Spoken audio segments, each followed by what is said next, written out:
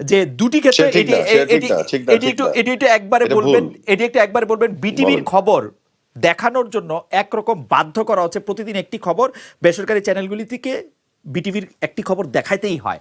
2 number, প্রধানমন্ত্রী শেখ হাসিনা যত জায়গায় যত কিছু করুন সব কিছু লাইভ করার ব্যাপারে একটা চাপও থাকে সরকারের উপর থেকে বেসরকারি চ্যানেলগুলির ক্ষেত্রে। সেই ক্ষেত্রেও যদি কিছু বলেন, একবারে যদি বলেন। আচ্ছা, এবার আসি, একবারে বলি।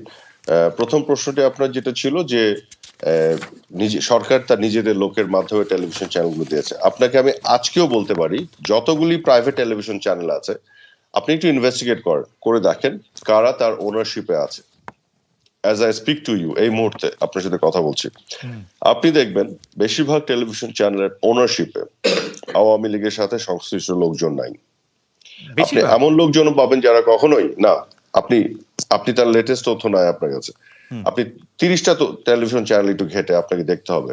আপনি তাদের জন স্টক থেকে তাদের যে ওনারশিপের কাগজ বের করেন, আপনি দেখবেন যে অনেকগুলি টেলিভিশন চ্যানেল এবং বেশিরভাগই চ্যানেল আসলে বিভিন্নভাবে বিভিন্ন জনের হাতে আছে এবং ওইভাবে অপারেটেড হচ্ছে। This is number 1। নাম্বার 2, আপনি যেটা বলছেন একটু মনে করে দেন আমাকে, বিটিভির কথা বলছেন, রাইট? আচ্ছা, না, যে আমি বলছি যে খবরটা, বিটিভির এটা তো খবর দেখাতে বাধ্য করা হয়। Right, right. ওইটা বাধ্য না, ওইটা একটা সরকারের তো কিছু নিয়ম কানুন কিছু থাকে। তো তার মধ্য দিয়ে সরকার মানে হচ্ছে যেটা রাষ্ট্রকে রিপ্রেজেন্ট করছে, এবং রাষ্ট্রের কিছু বিষয় থাকে যেটা যেভাবে রাষ্ট্র চিন্তা করে। এখানে তো প্রফিটেবিলিটির জায়গা থেকে রাষ্ট্র চিন্তা করে না, কিন্তু প্রাইভেট চ্যানেলকে কিন্তু তার প্রফিটেবিলিটি চিন্তা করতে হয়।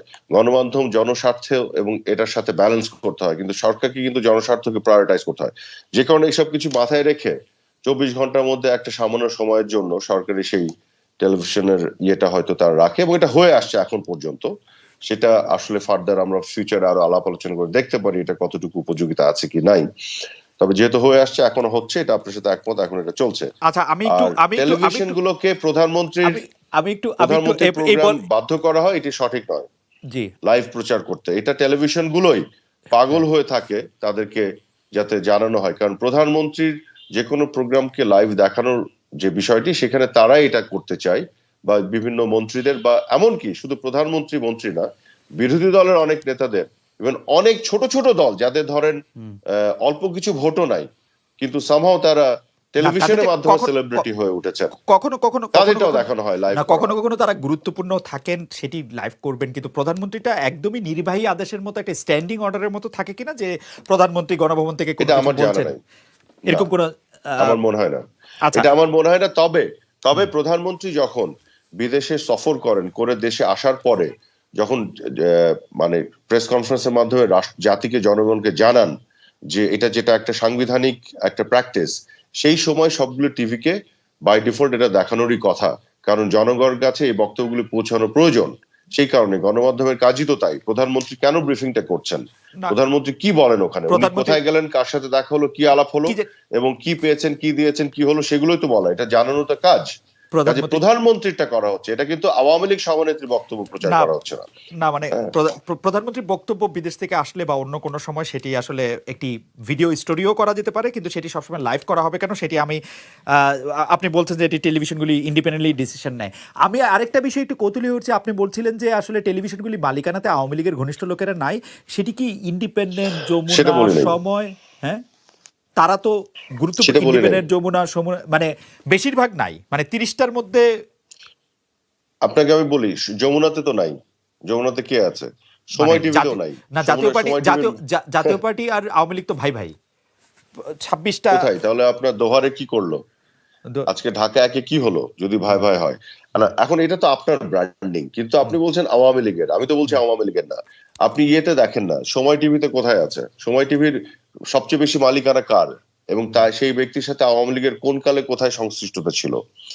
আপনি আর একটা কি চ্যানেল বলেছেন, কোনোটারই নাই, কিন্তু ইন্ডিপেন্ডেন্ট। হ্যাঁ ঠিক আছে, এখানে ইন্ডিপেন্ডেন্ট, ঠিক আছে, ইন্ডিপেন্ডেন্ট আছে, কিন্তু আপনি 71 টিভিতেও নাই, বা আরো চ্যানেল 24-এও নাই। চ্যানেল 24 কোথায় আছে? যিনি মালিক তিনি তো আওয়ামী লীগের কোনো পদে নাই, বরং আওয়ামী লীগকে পরাজিত করে উনি। এবং আপনি দেখেন ইলেকশন গুলি কিভাবে প্রচার করা হয়েছে, চ্যানেল 24 যমুনা দেখলেও তো আপনি বুঝতে পারবেন। কাজে ওই অর্থে আসলে নাই।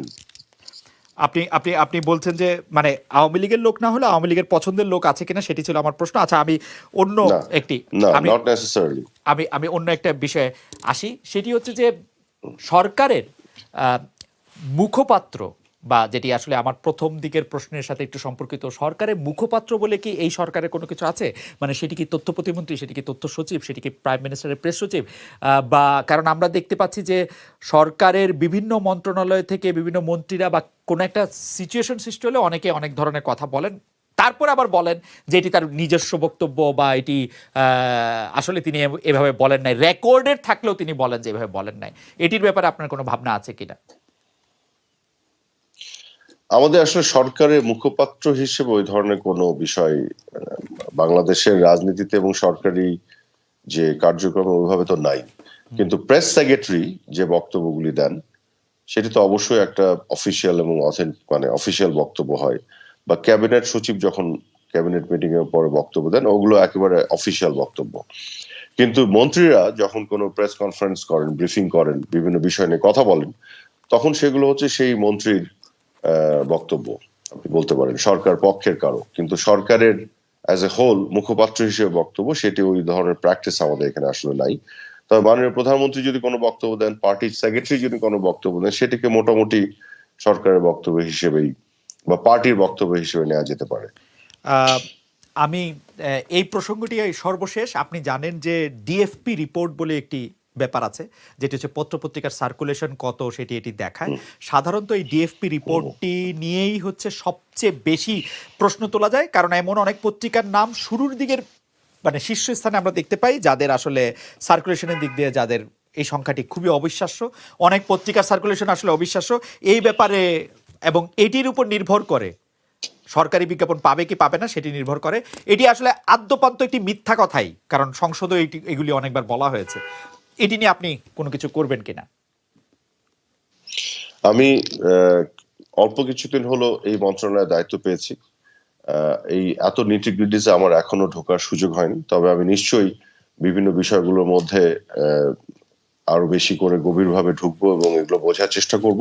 তো আমার একটা প্রচেষ্টা থাকবে প্রতিটি বিষয়ে সিদ্ধান্ত গ্রহণের ক্ষেত্রে যারা এক্সপার্ট এবং যারা মানে যাদের একটা সক্ষমতা আছে এবং যারা প্রফেশনাল পেশাদারিত্বের সাথে যারা কাজ করেন, এরকম মানুষগুলোকে ইনভলভ করে একটা স্বচ্ছ প্রক্রিয়ার মাধ্যমে সিদ্ধান্ত গ্রহণ যাতে করা যায় এবং এক ধরনের ক্রেডিবিলিটি যাতে থাকে সেই সিদ্ধান্তের, এক ধরনের কনফিডেন্স তৈরি করা যায়, সেই কাজটি করার আমি চেষ্টা করব, কারণ আমি এভাবে অপারেট করতে পছন্দ করি। তো সেই জায়গা থেকে আমি অবশ্যই আমার প্রচেষ্টা থাকবে এবং আপনাদের কাছ থেকেও আমি বিভিন্নভাবে সহযোগিতা চাই, গণমাধ্যমের সাথে আপনারা যারা সংশ্লিষ্ট আছেন। আমার একটা অনুরোধ থাকবে যে সবাই পাবলিকলি প্রফেশনালিজম বা যে পেশাদারিত্ব, অনেস্টি, ইন্টেগ্রিটি এবং সততা এবং আমরা চাই, এবং আমরা এটা প্রাইভেটলিও যাতে একই জিনিস চাই, সেই বিষয়টি যদি থাকে তাহলে আমার মনে হয় কাজগুলি করতে আমাদের সুবিধা হবে। আমার শেষ প্রশ্ন, আন্তর্জাতিক মহল বাংলাদেশের সর্বশেষ নির্বাচনটি একরকম মেনে নেয়নি, যদিও আসলে তারা একটা ওয়ার্কিং সম্পর্ক রেখেছে। আমাদের কাছে এরকম কেউ কেউ বলছেন যে প্রধানমন্ত্রী শেখ হাসিনা আন্তর্জাতিক সংস্থাগুলির কাছে বা বন্ধু রাষ্ট্রগুলির সাথে কথা দিয়েছেন যে তিনি একটি ইনক্লুসিভ মিড টার্ম ইলেকশন দিবেন, এবং সেই জন্যই হচ্ছে তারা কোনো ইমিডিয়েট অ্যাকশনে যাচ্ছেন না। এ ব্যাপারে আপনার একটু মন্তব্য শুনতে চাই যে, এবং আন্তর্জাতিক এই সম্পর্ক উদ্ধার বা রক্ষার কোনো চেষ্টা আপনার পক্ষ থেকে করা হবে কিনা, সরকারের পক্ষ থেকে কি করা হবে? মিড টার্ম ইলেকশন রিলেটেড যে বক্তব্যটি দিলেন, এটির কোনো ভিত্তি নাই, অ্যাবসলিউটলি ভিত্তিহীন একটি বক্তব্য, এবং এটা আমি দায়িত্ব নিয়ে আপনাকে বলছি। Number one. নাম্বার টু হচ্ছে আন্তর্জাতিক মহল ইলেকশনটি মেনে নেয়নি, এটি সঠিক নয়।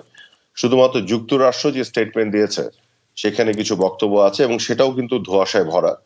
তারা বলছে এটা ফ্রি এবং ফেয়ার হয়নি, কারণ তারা বলছে অন্যান্য অবজারভারদের মতামত থেকে তারা পেয়েছে। এই অন্যান্য অবজারভাররা কারা সেই বক্তব্য সুস্পষ্ট নয়, কারণ আমরা দেখেছি যতগুলো অবজারভার এখানে এসেছিল বিদেশ থেকে, বিভিন্ন দেশ থেকে, তারা সবাই ইতিবাচকভাবে নির্বাচনের কথা বলেছে।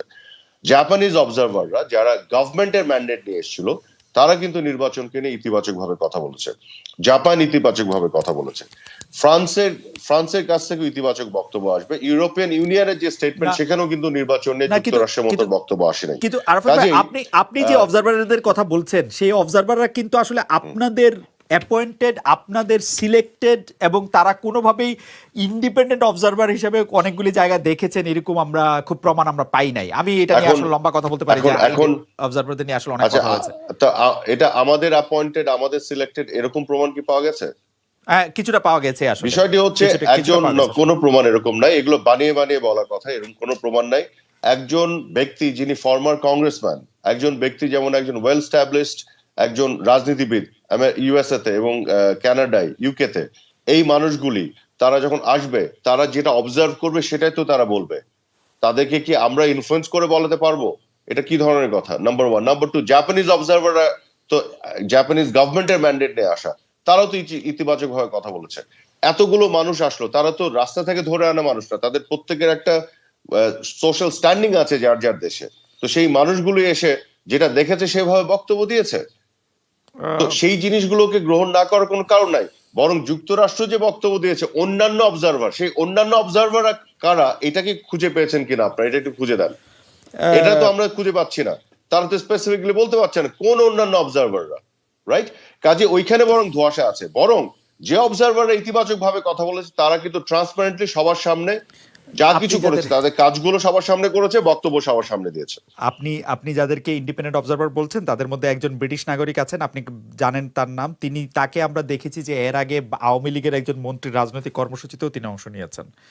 তো তারপরে এরকম আসলে অবজারভারদের নিয়ে অনেকগুলি কথাই আমি আসলে বলতে পারতাম, এখন এটা সময় নেই। কিন্তু আপনি বলছেন যে তারা ইন্ডিপেন্ডেন্টলি এই নির্বাচনকে ভালো বলেছেন। যুক্তরাষ্ট্র নিয়ে আপনি বলছিলেন যে তাদের কিছু ধোঁয়াশা সম্পন্ন কিছু ব্যাপার আছে। যুক্তরাষ্ট্রের সাথে সম্পর্কটা নিয়ে এখানে অনেক কথা বলছেন।